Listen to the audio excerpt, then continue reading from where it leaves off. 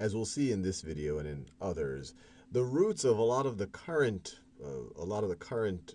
disagreements in the Middle East and a lot of the conflict in the Middle East can actually be traced back to World War I. And I realize this is an incredibly touchy subject, that there are people who have very strong feelings on either side of it.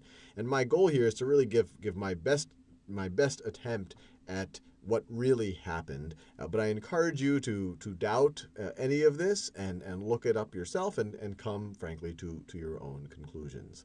So let's rewind back to October of 1915, or 1915 in particular. The British were already at war with the Ottomans. Just as a reminder of some of what happened in 1915, the Gallipoli campaign. By the end of 1915, it was pretty clear that this was a disaster for the Allies. The Ottomans were able to fend off the Allies. They were in retreat.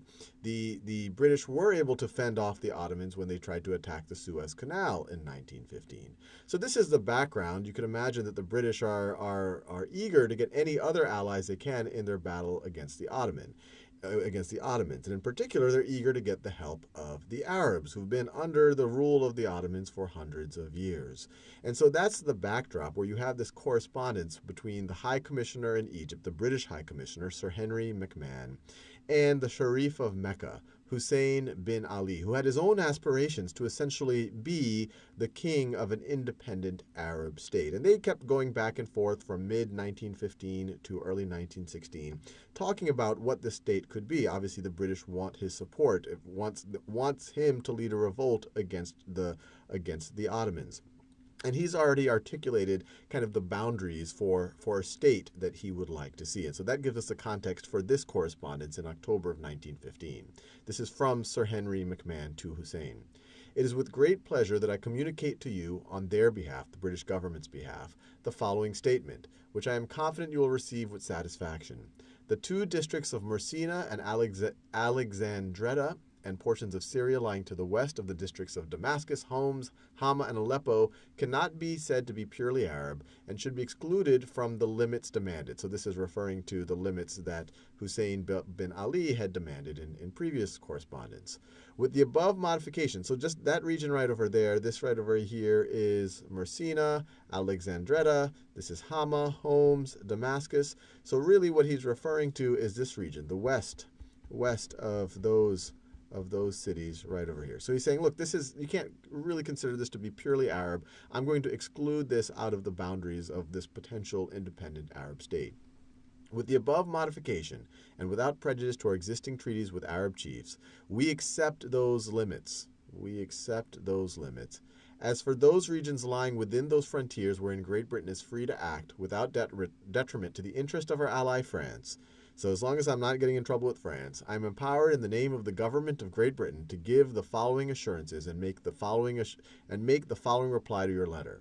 Subject to the above modification, so taking this part out, Great Britain is prepared to recognize and support the independence of the Arabs in all the regions within the limits demanded by the Sharif of Mecca. So it essentially included all of this region without, and actually much beyond what I'm showing here, kind of present-day Syria, Jordan, Iraq, parts of present-day Saudi Arabia. So all of that is essentially the British are saying, yeah, we're going to allow you to have that, an independent state there. Great Britain will guarantee the holy places against all external aggression and will recognize their inviolability. I am convinced that this declaration will assure you beyond all possible doubt,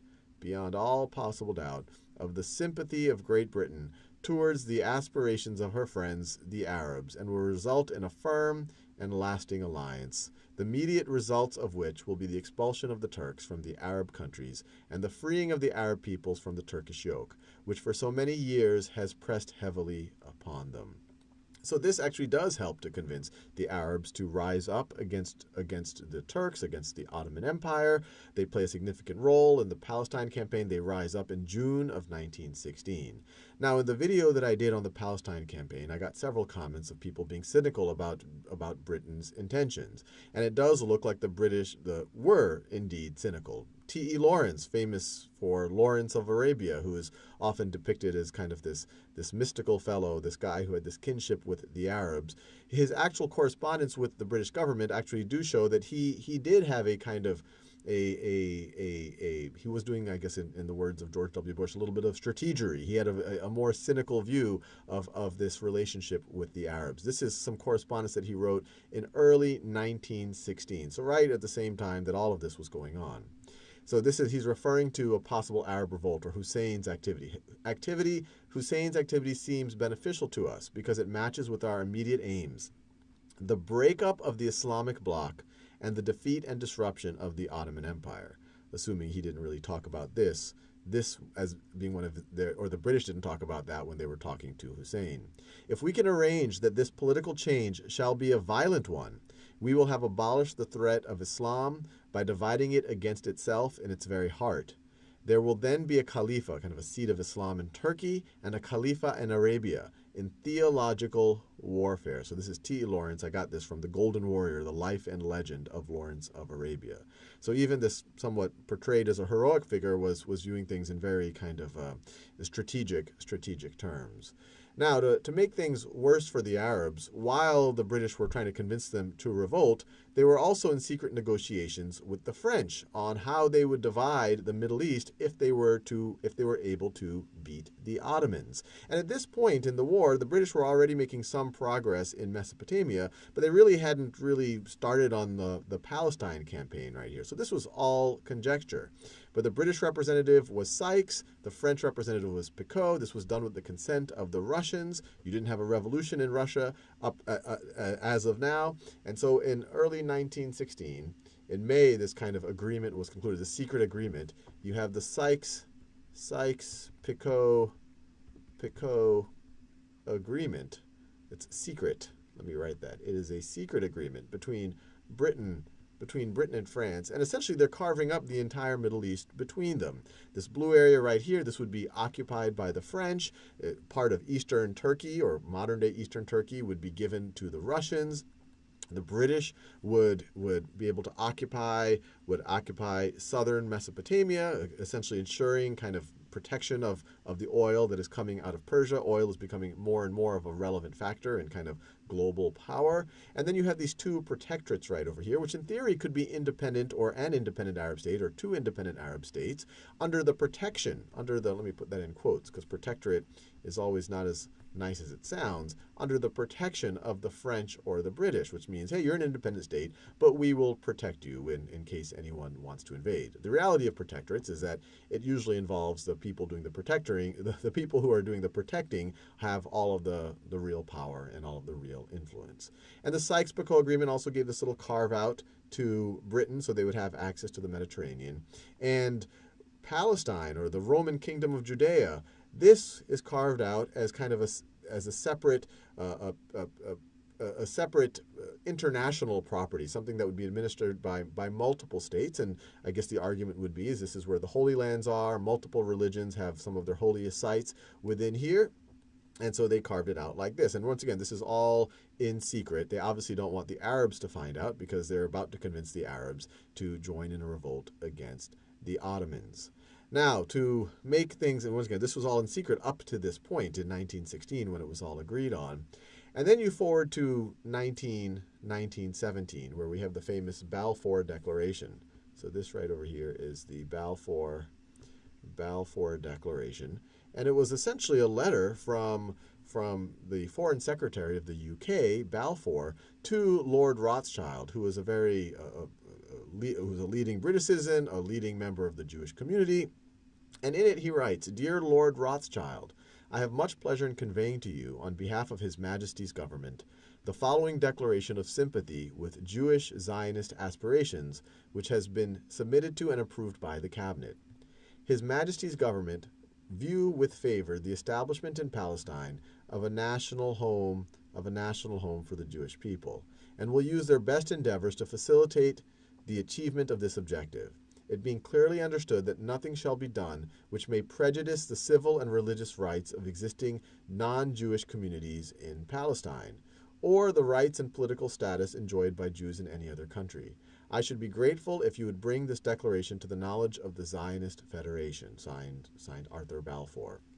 And here he's not explicitly saying, and they're being very careful here, he's not saying we're supporting a state for the Jewish people, but he's saying he's supporting the return, a national home for the Jewish people, but at the same time he's saying that it being clearly understood that nothing shall be done which may prejudice the civil and religious rights of the existing non-Jewish communities in Palestine. Needless to say, you could imagine that this kind of is making the Arabs fairly uncomfortable. On one side, it seems, based on some of the McMahon-Hussein correspondences that were, especially in 1915, that they were being promised kind of an independent Arab state, which included much of this territory, but at the same time in the Balfour Declaration, the British were promising to kind of the Jewish diaspora that they could have a homeland there, and it might one day, who knows, it might one day turn into some type of a state. And to make the Arabs even more uncomfortable, this was on November 2nd, 1917. By the end of November, you have to remember that 1917, you first had a revolution in Russia. The Tsar is overthrown in February, and in March of 1917, in October, the Bolsheviks take over. They want to get out of the war. They don't like all these secret deals. Not clear that they would even get what they were entitled to in these secret deals. And so they actually release all the entire text of the Sykes-Picot agreement. They release this. So in the same month, you have the Arabs and the Ottomans, and the Ottomans were very happy to see this because it kind of would undermine the Arabs' kind of belief in maybe supporting the Allies. But in 1 month, you have the Arabs finding out about the Balfour Declaration, which was a public declaration. And then later that month, because of the Russian release of it, the formerly secret Sykes-Picot agreement. And so it makes them very, or at least a little bit more suspicious. And so you can imagine the British Empire trying to have it both ways, to kind of have support from the Jewish diaspora, while at the same time have support from the Arabs in the revolt against the Ottomans, would lead to very significant conflicts over the decades to come. Regardless of which side of the issue you fall on, a lot of the seed is happening right around now, right around World War I. And this has been admitted by the British government. This is right here, this was the then Secretary or Foreign Secretary Jack Straw, UK Foreign Secretary in 2002. This is a statement he made to the New Statesman magazine in 2002. A lot of the problems we are having to deal with now, I have to deal with now, he's the Foreign Secretary, are a consequence of our colonial past. Consequence of our colonial past. The Balfour Declaration and the contradictory assurances which were being given to Palestinians in private at the same time as they were being given to the Israelis. Again, an interesting history for us, but not an honorable one. And this is really just the beginning. As we'll see in future videos, as we go to the interwar period, the British kind of go back and forth on this issue over and over again. But needless to say, it's led to a very messy situation in the modern Middle East.